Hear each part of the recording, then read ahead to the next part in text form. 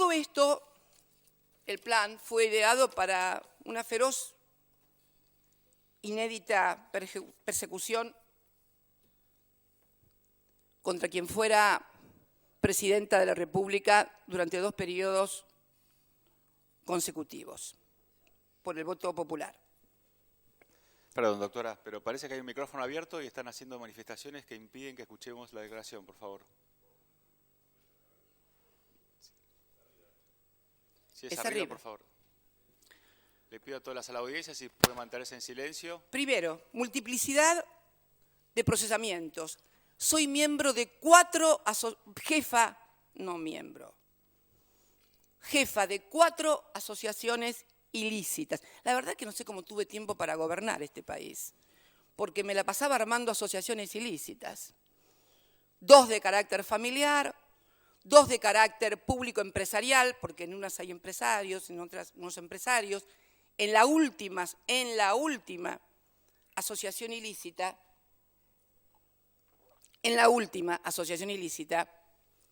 ya no soy jefa de la banda de un empresario de la construcción.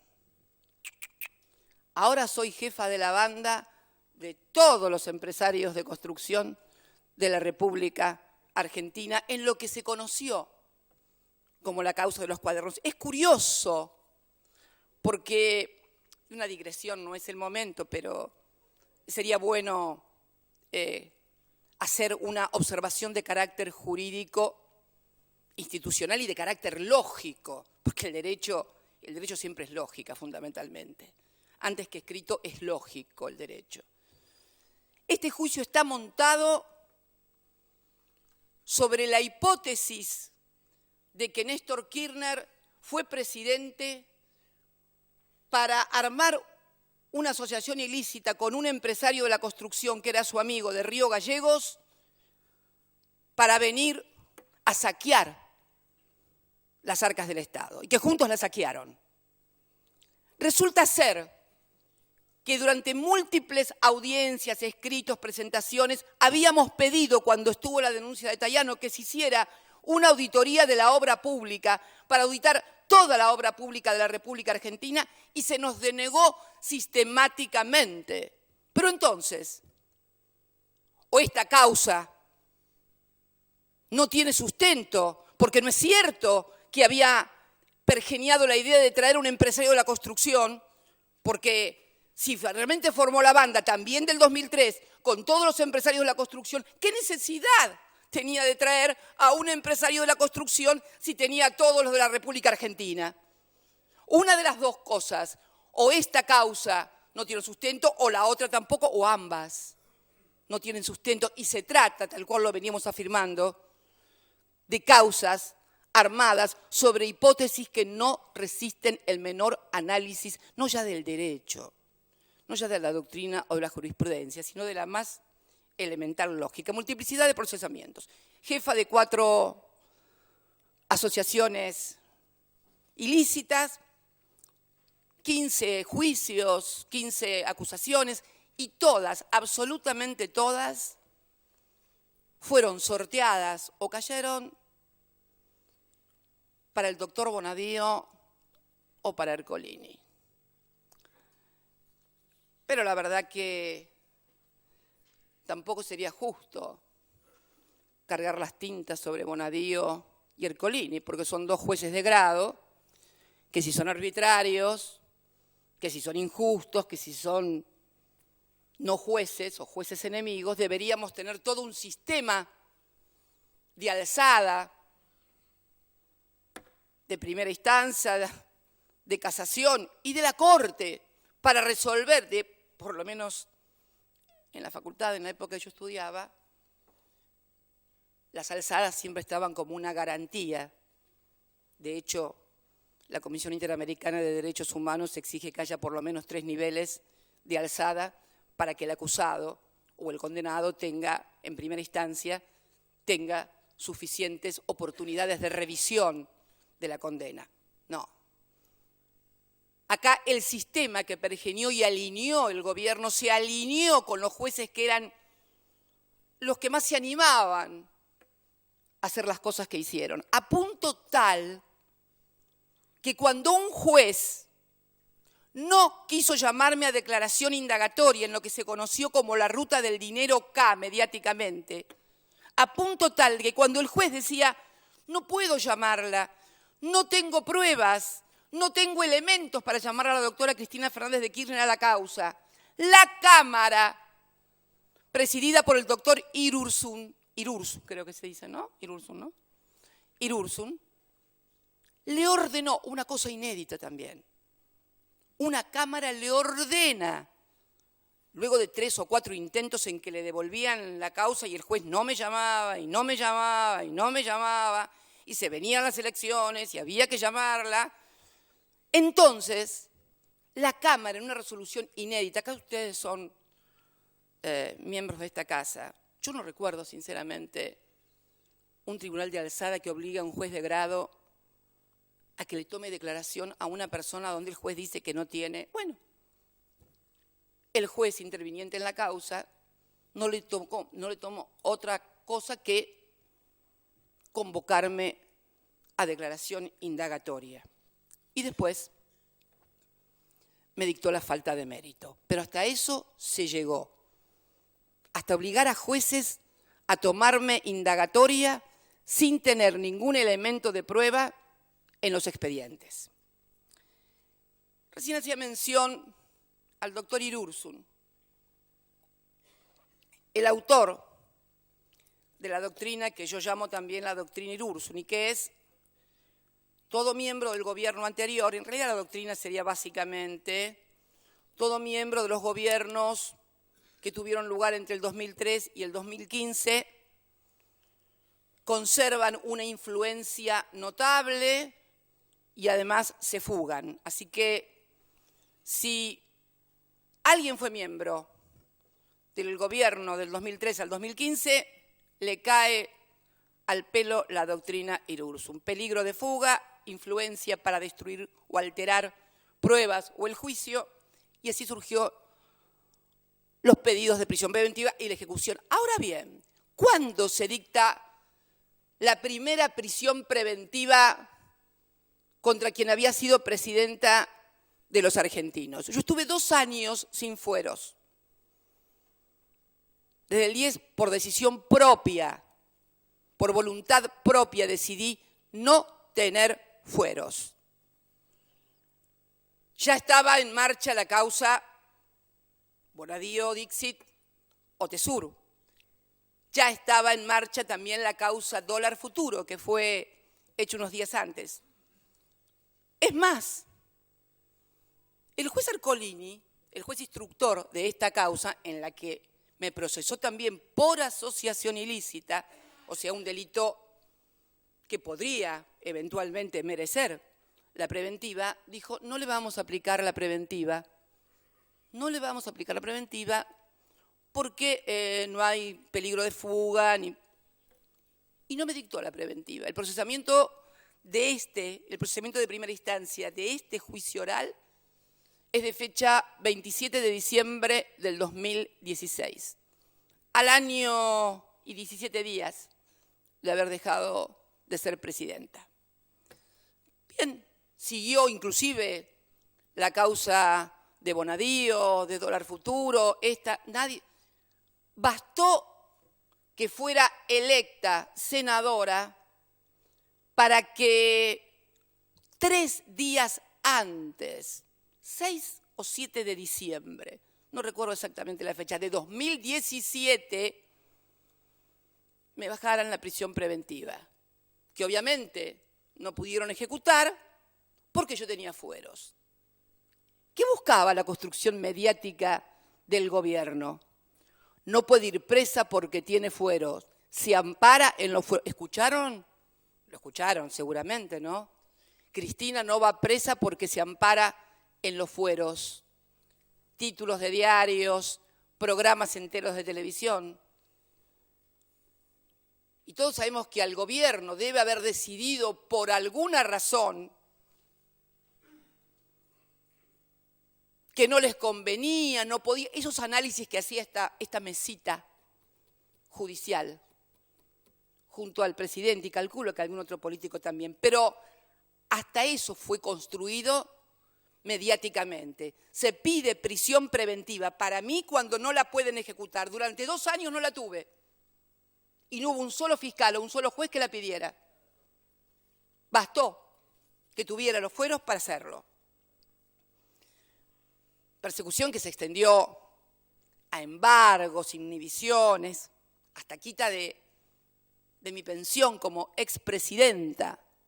Dijeron, no. ¿Qué tiene que ver que ella ha sido, si tiene la pensión de Kirchner, que fue presidente, no le corresponde a ella?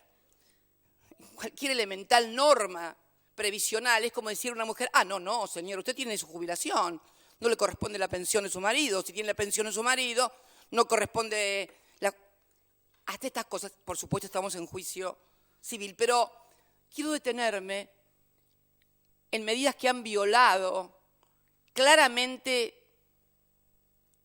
el derecho vigente, el Estado de Derecho, y los derechos también de las personas. El patrimonio de las personas es también un atributo de la personalidad. Por eso la Constitución resguarda el derecho de la propiedad. No es solamente un criterio económico, es también un criterio y un atributo de cada una de las personas. La libertad y el patrimonio. Eso que está en manos de ustedes tres, de los fiscales y de tanta gente. El patrimonio y la libertad de las personas. Tan poco valorada en esta casa. Bien.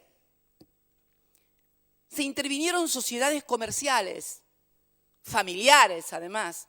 Ustedes saben, y una digresión muy simple, los jueces penales no intervienen en sociedades. Los que intervienen en sociedades porque no hay casos de intervención por parte de jueces penales de sociedades, salvo en determinadas sociedades, las de los Kirchner. Porque hasta en el caso de otros empresarios, las intervenciones son de carácter o comercial, como corresponde, de jueces civiles. Pero no solamente allí. Intervinieron también la sucesión de Néstor Kirchner. Algo inédito también. Está intervenida la sucesión de una persona que ha fallecido en el condominio de los bienes cuando los herederos de alguien que fallece no dividen los bienes.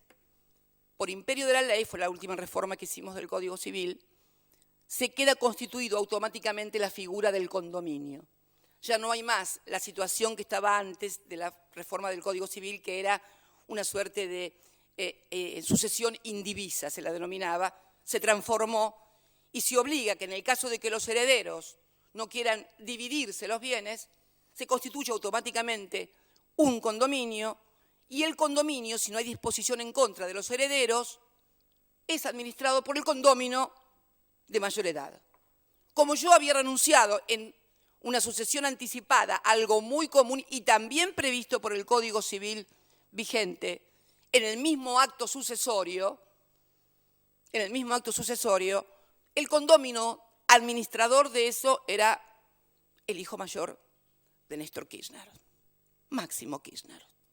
Intervinieron también ese condominio y nos desapoderaron de todo, absolutamente de todo. Alquileres de inmuebles, nada, no percibimos absolutamente nada. Es inédito, solo se recuerda o tiene antecedentes después de la Revolución Libertadora o de la CONAREPA, claro, me olvidaba de la CONAREPA. La CONAREPA que declaró muertos civiles a los que la dictadura señalaba como peligrosos. Esto es más. El doctor Bonadío impidió que ninguno de mis hijos ni yo podamos tener una tarjeta de crédito. Lo único que podemos tener es una tarjeta de débito. Tenemos prohibida también la emisión de tarjetas de crédito. Esto sucedió y sucede en la República Argentina. Esto sucede y sucedió en la República Argentina. Ahí están muchos inmuebles intrusados, abandonados, deteriorados, obviamente porque los administradores tampoco se hacen cargo. Pero es un antecedente, la verdad, que peligroso también para la seguridad jurídica del Estado. Que un juez penal, que a las únicas personas que puede penar son a las físicas o a las personas físicas que integran una sociedad, pero nunca a una sociedad, terminan interviniendo la sociedad. Peligroso antecedente, pasando por allanamientos cinematográficos, algunos que duraron 3 días. Las escuchas ilegales que nosotros, cuando reformamos la ley de AFI, habíamos transferido las escuchas a la Procuración General de la Nación, a los fiscales, a ustedes, a los que manejan la acusación, a los que deben dirigir la investigación, a ellos les transferimos a su jefe, en este caso el Procurador General, la Procuradora General, las escuchas, para retirarlas del ámbito del Poder Ejecutivo y fundamentalmente también como una garantía de los ciudadanos que solamente van a poder ser escuchados por orden de un juez competente, no porque el gobierno, el presidente, quiere saber con una envidiable atracción por el voyerismo, mirar y escuchar. Bien, estas escuchas ilegales, luego de dimes y diretes, se terminó constituyendo la DAJUDECO. ¿También a cargo de quién? De Irursun. Irursun te escucha e Irursun te mete preso. Sería más o menos esta la fórmula de Comodoro Pi. El presidente de la Cámara quedó presidente o director, no sé cómo se llama, responsable de la DAJUDECO, y el titular de la Cámara Federal de Comodoro Rivadavia, doctor Leal Ibarra, vicepresidente. Con la DAJUDECO por primera vez se escuchan y se difunden en vivo y en directo conversaciones privadas de una expresidente, yo, una expresidenta, yo, con un ex ministro, secretario, el doctor Oscar Parrilli, hoy senador de la Nación. Se difunden y hay programas de televisión que anuncian cual circo, mañana, hoy, gran función, hoy, gran función, hoy, las conversaciones de Cristina y Oscar Parrilli, sin que a ninguno de esta casa responsable de la garantía de los derechos de los ciudadanos de la República Argentina se les mueva un pelo, sobre todo teniendo en cuenta que esas conversaciones dependen de ustedes, de los jueces de Comodoro Pi. A nadie se le ocurrió decir, pero ¿cómo no se puede permitir que un periodista difunda escuchas ilegales por los medios de comunicación cuando somos nosotros a este grado de anormalidad, de anomalía, de anomia institucional hemos llegado en la República Argentina? Los jueces responsables de las escuchas ilegales que se difunden mediáticamente por los mismos comunicadores sociales que son en los que esos jueces fundamentan las condenas, los procesamientos y las prisiones preventivas. Esto, si no es lawfare, ¿qué es, señores, si esto no es lawfare? Esto pasó y pasó en la República Argentina, no en Uganda ni en algún lugar exótico del planeta, aquí, por primera vez en la República Argentina. 1 año y pico estuvo en cabeza de la Procuración de la doctora Alejandra Gil Carbó y de la fiscal Cristina Camaño, la responsabilidad de las escuchas. Nunca se filtró una letra, ni un suspiro, siquiera en los medios de comunicación. Bastó que este gobierno saliente y Comodoro Pi se hiciera cargo para que se conociera lo que yo charlaba con Parrilli acerca de cuestiones que no tienen nada que ver con ninguna de las causas que se tramitan en este edificio. ¿Eso no es lawfare? ¿Eso es garantías? ¿Eso no es persecución a alguien por haber sido presidenta de la República Argentina? Ni qué hablar de la persecución a mis hijos, a Máximo y Florencia, que cometieron un delito terrible. Ser los hijos de Néstor y Cristina Kirchner. Mi hija, que fue fotografiada, por supuesto fotomontaje, frente a millones de dólares, como si los hubiéramos robado,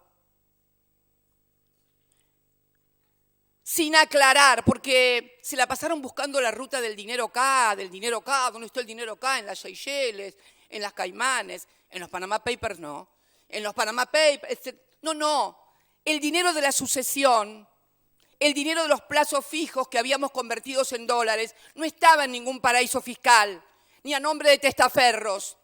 Estaba a nombre de mi hija, una de las herederas, en una caja del Banco Galicia y Río de la Plata, que es un banco nacional,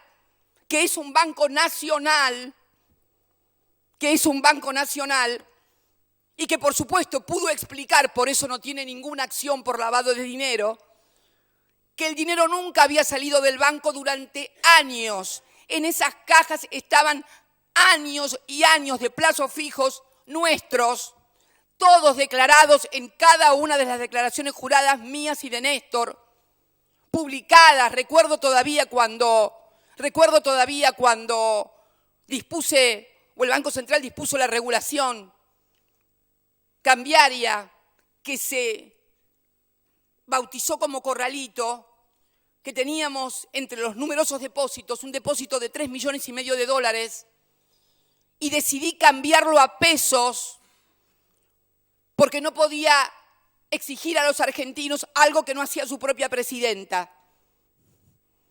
No dije como otros, no, voy a traer la plata o la voy a dejar en dólares porque no se sabe qué es lo que puede llegar a valer el dólar. No. Yo apostaba al dinero en la Argentina y apostaba a que la economía creciera, y por eso lo convertí en pesos, que fueron los plazos fijos que durante nuestra gestión de flotación administrada del tipo de cambio permitió muchos y buenos intereses, porque esta es una de las claves también. Justificar el ahorro en moneda nacional tiene que ser rentable, porque si no, naturalmente, también se van al dólar. Ningún misterio, eso fue lo que hicimos. ¿Qué pasó? Que cuando terminó mi presidencia, después de la primera devaluación, dije, estos van a ser un desastre. Hay que cambiar todo a dólares y meterlo ni siquiera en el banco, en una caja de seguridad del banco. Eso fue lo que hice. Y lo hizo mi hija porque era la única que vivía en Buenos Aires. Máximo y yo vivíamos en Gallegos. Sin embargo, por una denuncia de una diputada opositora que me denunció siempre a mí, a Néstor, nunca lo denunció a Macri ni a nadie de las cosas que han pasado en estos últimos años. ¡Qué selección! La de algunas dirigentes políticas para hacer denuncias de corrupción. ¡Qué puntería! Y qué visión de la corrupción también. Mi hija apareció como si hubiera robado millones de dólares y eran la sucesión de su padre adentro de una caja de seguridad declarada en un banco nacional. Todo fue armado mediáticamente y está también incluido en las causas como miembro de la asociación ilícita. En el 2003, cuando empezó la asociación ilícita, mi hija tenía 12 años cuando llegó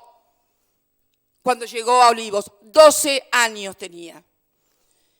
Y se fue de Olivos con 25 años y una hija, y bueno, y un procesamiento. Yo necesitaba ya el procesamiento como miembro de una asociación ilícita.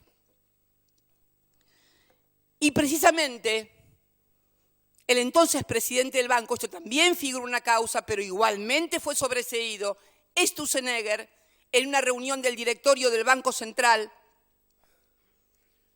hablando de cuestiones propias del banco, monetarias. En un momento dado aparece en pantalla, tenían un PowerPoint, aparece la imagen de mi hija, que en esos días había sido objeto de los medios de comunicación mostrándola con dólares, y dice, con esta Sturzenegger, Federico Sturzenegger, uno de los denunciantes de Dólar Futuro, junto a Pinedo, Rossi no, el de, ¿cómo se llama? Negri, perdón. Pobre Rossi, no, Negri. Y Pratt Gay de Dólar Futuro. Sturzenegger, hoy creo que da clases en alguna prestigiosa universidad estadounidense. El tipo que recibió el Banco Central con $1 a 9,74 y cuando se fue, bueno, terminó todo en lo que terminó. Fondo Monetario Internacional, etcétera, etcétera, etcétera.